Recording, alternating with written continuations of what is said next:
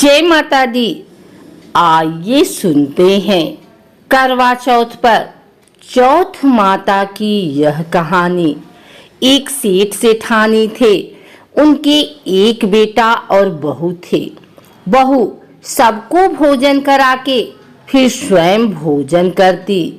एक पड़ोसन ऐसी भी थी जो रोज पूछती थी कि बहू आज क्या बनाया, क्या खाया।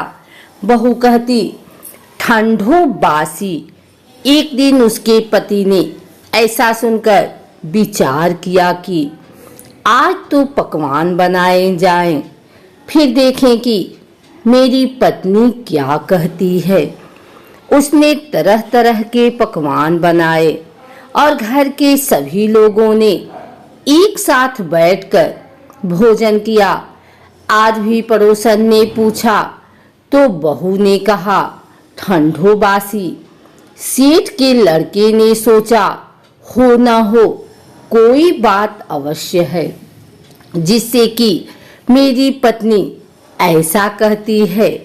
उसने पत्नी से पूछा तुम रोज ठंडो बासी खाया ऐसा क्यों कहती हो, जबकि अपन सबने एक साथ बैठकर कई तरह के पकवान खाए।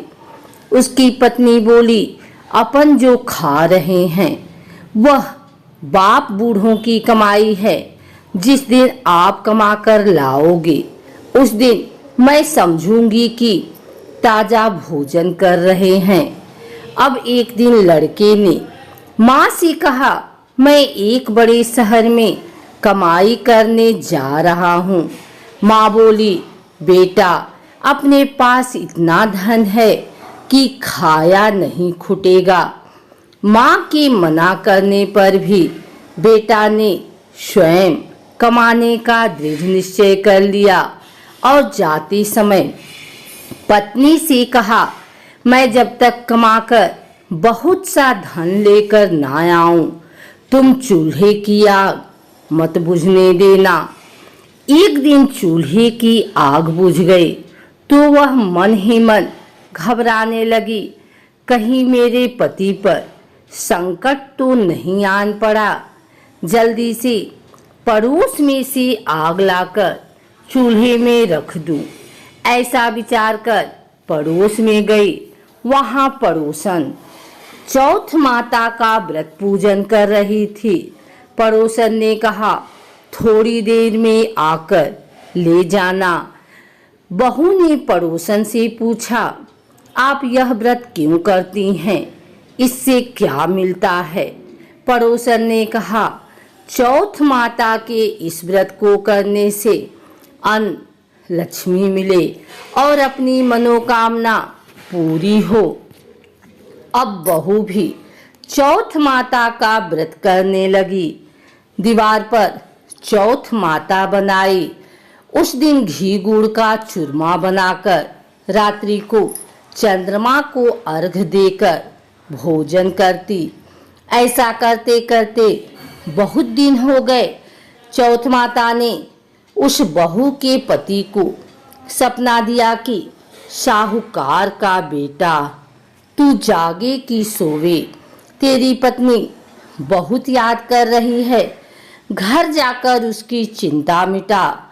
तू दुकान खोलकर कंकु केसर का पगल्या बना के बैठ जाना। आज तेरा हिसाब किताब चुकता हो जाएगा। अब तो चौथ माता ने जैसा कहा था वैसा ही हुआ। उसने घर जाने की तैयारी की और गाड़ी भर के धन दौलत लेकर चल दिया। रास्ते में एक बड़ा सा काला नाग फन फैलाए बैठ गया और कहने लगा आज तो मैं तुझे डसूंगा, छोड़ूंगा नहीं। आज तेरी आयु पूरी हो गई है। सेठ के लड़के से कहा आज चौथ माता ने मुझे सपना दिया तो मैं पत्नी से मिलने घर जा रहा हूँ। वहाँ मेरी पत्नी बहुत चिंता कर रही है। मैं उससे मिलकर जरूर आऊँगा, तब तुम मुझे डस लेना। नाग ने कहा, तुम शपथ पूर्वक कहकर जाओ तो मैं तुम्हें जाने दूंगा, परंतु लौटकर नहीं आए तो तुम्हारे घर आकर मैं तुम्हें डस लूंगा। इस प्रकार सर्प को वचन देकर वह अपने घर पहुंचा। वहां सभी से हंसी खुशी से मिला और भोजन करने उदास होकर बैठ गया। उसकी पत्नी ने उदास होने का कारण पूछा तो पति ने काले नाग वाली बात बताते हुए कहा, यदि मैं उसके पास नहीं जाऊंगा तो वह घर आकर ही मुझे डस लेगा। पत्नी बहुत चतुर थी। उसने कहा कि आप घबराओ नहीं, लेट जाओ, मैं एक उपाय करती हूँ। पत्नी ने कमरे की 7 पीढ़ी सिरहाव धोई। पहली पीढ़ी पर रेत, दूसरी पर इत्र, तीसरी पर गुलाल, चौथी पर कंकु केसर, 5वीं पर लड्डू पेड़ा, 6ठी पर गादी गलीचा और 7वीं पीढ़ी पर दूध का कटोरा भरकर रख दिया। इस प्रकार वह 7 ही पीढ़ी सजाकर बैठ गए। आधी रात होते ही नाग आकर पीढ़ी चढ़ने लगा। पहली पीढ़ी पर रेत में लौट गया और कहने लगा कि सेठ की बहू ने आराम तो बहुत दिया, पर वचनों से बध कर आया हूँ, सो डसूंगा अवश्य ही। इसी प्रकार 7 पीढ़ियों पर नाग आराम करता हुआ और कहता हुआ कि डसूंगा जरूर। कमरे में जाने ही वाला था कि चौथ माता ने विचार किया कि मैं इसे नहीं बचाऊंगी तो संसार में धर्म कर्म और व्रत पूजन को कौन मानेगा।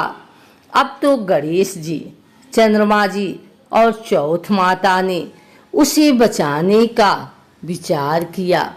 चंद्रमा ने उजाला किया, चौथ माता ढाल बनी और गणेश जी ने तलवार लेके नाग को मार दिया और ढाल से ढक दिया। अब बहू भी थकी हारी सो गई। दिन उगा तो लोग बेटे से मिलने आए, परंतु बेटा बहू तो उठे ही नहीं। बहुत देर हो गई तो माँ उन्हें उठाने गई। माँ ने 7 पीढ़ियों पर जो कुछ देखा तो बहुत घबराई और बेटा बहू को आवाज लगाई। बेटा बहू उठे तो देखा कि एक ढाल तलवार वहां पड़ी है। अब ढाल उठाई तो वहीं काला नाग मरा हुआ पड़ा है। बेटा बहू ने सोचा कि आज तो धर्म कर्म ही आड़े आए, जो भगवान गणेश जी और चौथ माता ने अपनी रक्षा की। हे चौथ माता, आपने जैसी सेठ के बेटे बहू की रक्षा की, वैसी सबकी रक्षा कीजो। बोलो चौथ माता की जय।